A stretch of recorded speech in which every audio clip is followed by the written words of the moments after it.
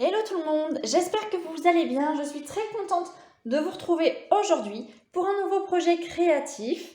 Et les fêtes de fin d'année arrivant ou approchant, je vais vous proposer une petite série de boîtes pour offrir à vos invités ou qui vous permettront éventuellement de décorer vos tables. Des boîtes à Ferrero, parce que je vous l'ai déjà dit, c'est plutôt mon chocolat fétiche en cette période de fin d'année. Alors, je vais vous montrer quand même à l'ouverture de celle-ci. Tout tombe, c'est pas grave. Le Ferrero est là. J'aime cette boîte parce que c'est un pliage vraiment très simple, simplissime quoi, que vous pouvez toutes réaliser en un minimum de temps chez vous, minimum de temps et aussi minimum de matériel. Et je pense que vous avez certainement très envie de faire plaisir à vos proches, certainement très envie de faire aussi une jolie déco de table, mais peut-être pas forcément envie d'y passer toutes vos journées et soirées. Ne bougez donc pas, vous êtes au bon endroit pour trouver de l'inspiration et quelque chose d'efficace. Une boîte donc très simple à confectionner. Alors évidemment, je l'appuie toujours dans le mauvais sens, mais c'est pas grave. Avec un pliage ici, en biais. Alors c'est un système que vous avez peut-être déjà vu quelque part sur ma page. J'avais déjà réalisé une boîte à peu près similaire, beaucoup plus grande. Et voilà. Je reconnais que c'est peut-être un petit peu ledge pour la taille, pour le Ferrero. Bon, voilà.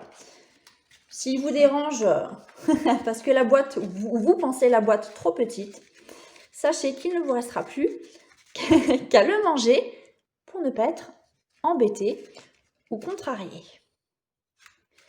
Pour réaliser ce projet, vous allez avoir besoin d'une feuille de papier à motif de 15 cm sur 9 cm, de ruban et de déco de votre choix. Ici, j'ai utilisé quasiment, à vous de trouver l'intrus et de me le noter en commentaire si vous le voyez, la collection Saison du poinsettia.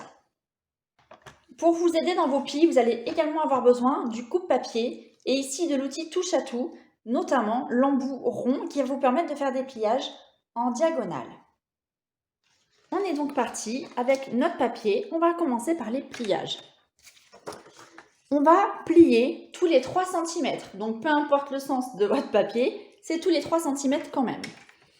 Donc ici, dans ce sens, ça va être 3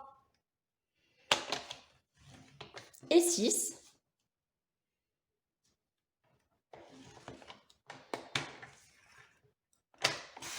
Sur 9, évidemment, je n'avais pas découpé la bande qui est en trop. Et dans ce cas-là, c'est pareil. Dans ce sens-là, pardon, c'est pareil. Tous les 3 cm. 3, 6, 9, 12. Et donc là, où ça fait déjà 15. À l'aide d'une règle et de l'outil touche à tout, alors j'espère que vous allez bien voir les plis, on va venir marquer des plis sur ces 2 cases ici et sur ces 2 cases par là. Ok, donc pas celle de l'extrémité ni celle du milieu, celle-ci et celle-là. Et donc avec notre outil touche à tout, on va venir faire un pli en diagonale. Donc on va partir du bas jusqu'au pli ici en haut. Ici, on va faire, on va dire en version symétrique. Et non pas... Et on va faire la même chose comme ça.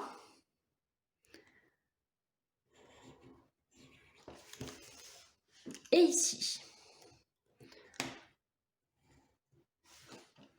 Alors, je conçois qu'il est fort probable que vous n'y voyez pas grand-chose. Je vais vous montrer le modèle que j'ai écrit quelque part. Donc, on va pouvoir marquer les plis partout. Si votre papier est fin, essayez de ne pas appuyer comme une grande malade. Hein. N'allez pas abîmer ou déchirer votre papier à motif. De la même manière, on va plier les diagonales. Ça se fait sans souci, c'est vraiment très simple. Tout est déjà marqué, hein.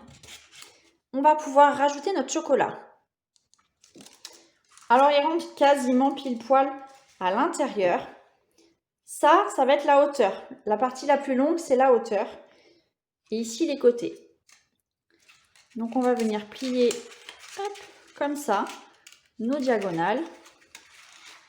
Et le reste par-dessus. Donc, effectivement, vous allez remarquer que bon, c'est un peu tendu, j'ai envie de dire. Il a un gros ventre, hein, notre petit ballotin. Mais c'est pas grave. Je pense que c'est plus simple de faire 3, 6, 9, enfin de faire quelque chose d'arrondi plutôt que faire des calculs savants avec des virgules. Là, on ne veut vraiment pas se prendre la tête. Donc pour moi, c'est rapide, c'est efficace. Et je ne vais pas chipoter pour 1 ou 2 mm, ça me va très bien. Surtout pour un chocolat qu'on risque tous de manger. On va passer à la déco. Je vais venir mettre un ruban autour. Là, je vous laisse faire finalement comme vous voulez. Je vais couper pile poil à la bonne dimension du ruban et faire en sorte que mes deux parties se chevauchent. Alors, pour coller le ruban, je vais utiliser ou du double face ou un petit point de colle, un petit glue dot. Je vous laisse choisir. Moi, je vais prendre un morceau de double face ici. Je préfère ne pas le coller au papier, de sorte à pouvoir ouvrir tout ça sans le déchirer. Ça me semble, alors pas plus intelligent parce que ce serait pas vraiment le mot approprié, mais plus simple. C'est tout aussi simple à enlever. Et de toute façon, notre ruban, il va être masqué par notre fleur de poinsettia. Je vais d'ailleurs remettre un morceau de ruban à motif par-dessus. Pour le précédent, j'avais fait différemment. Mais je suis tellement contente parce que j'ai trouvé ça très simple à enlever.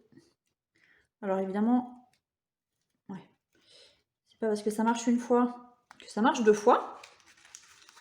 Ça devrait le faire quand même. Voilà. Hop. Et je vais passer à la découpe de ma fleur de poinsettia. Dans des chutes de papier, alors je ne vais pas prendre la plus grande fleur, une moyenne, parce que sinon ça va venir masquer entièrement ma boîte. Donc je ne prends pas la plus grande taille, mais celle d'après. Et je vais faire la grande taille et la plus petite. Enfin, celle d'après encore. La plus petite, elle est toute minuscule, on ne peut pas la tamponner. Et je vais venir, avec ma machine de découpe, découper ces poinçons. Je reviens. Alors, les voilà. Donc, je les ai tamponnés sur du papier très vanille. J'ai pas pris le papier mur blanc. Hop. Et je vais venir les colorer un peu avec mes Stampin' Blends, mes feutres à alcool. Là, j'ai pris Calico Coquelicot. C'est du rouge qui se rapproche, on va dire, du papier à motif. Alors, j'ai fait quelques petites bêtises avec mes feutres à alcool. J'imagine peut-être que vous allez voir des paillettes. Bon, j'ai mis des paillettes sur ma pointe. C'est pas dramatique. Elles vont bien finir par partir avec le temps. Mais voilà, je sais pas comment je me suis débrouillée. Enfin, si, je sais comment je me suis débrouillée, j'ai fait des bêtises. Tout court. Et donc, j'ai colorié celle-là. Alors, vous savez que les feutres à alcool, elles ont deux nuances. On a toujours une teinte claire et une teinte plus foncée dans la même couleur. Donc là, je fais mes fleurs avec la teinte la plus claire et je vais venir repasser par-dessus. C'est vrai que je m'applique pas trop. Avec la teinte la plus foncée. Après, histoire de marquer un petit peu la profondeur ou du relief. J'aime bien mettre un coup de crayon plus foncé, souvent sur les petits traits qui sont déjà marqués ou les ombres. Et ça marche. Pas que pour les feuilles pour moi, pour tous les tampons à motif. Et je vais faire la même chose ici. Les paillettes, je les ai faites, ou je les ai prises, on va dire, de mon pinceau Wink of Stella, où je n'ai pas pu m'empêcher de disposer beaucoup de paillettes sur ma fleur. Le pinceau Wink of Stella, c'est celui-là.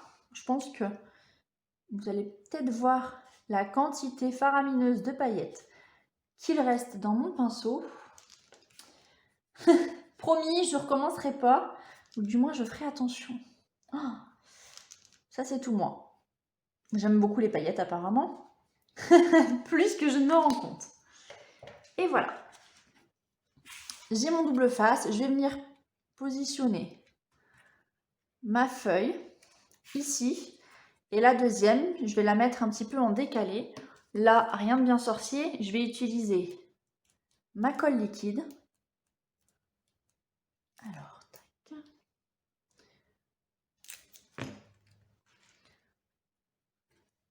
Et pour finir la déco, je vais mettre une perle qui est vraiment très belle. J'adore ces perles, elles sont magnifiques.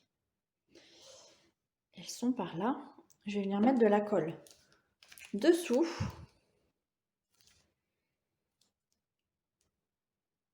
Ou de la colle. Ou du double face aussi. Et coller tout ça. Et voilà. Ma boîte est terminée. Vous pouvez agrémenter encore en mettant du feuillage. J'avais plus de papier doré. J'ai pris ici le feuillage d'une autre collection, d'une autre série. C'est le petit objet mystère que vous devez retrouver.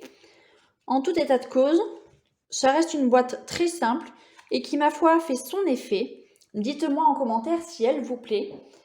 J'espère que vous serez inspirés pour vos tables de fête. Je vous souhaite une très bonne journée. N'hésitez pas à vous abonner à ma chaîne pour ne louper aucune des vidéos. Je vous souhaite une très bonne semaine et à bientôt. Ciao, ciao!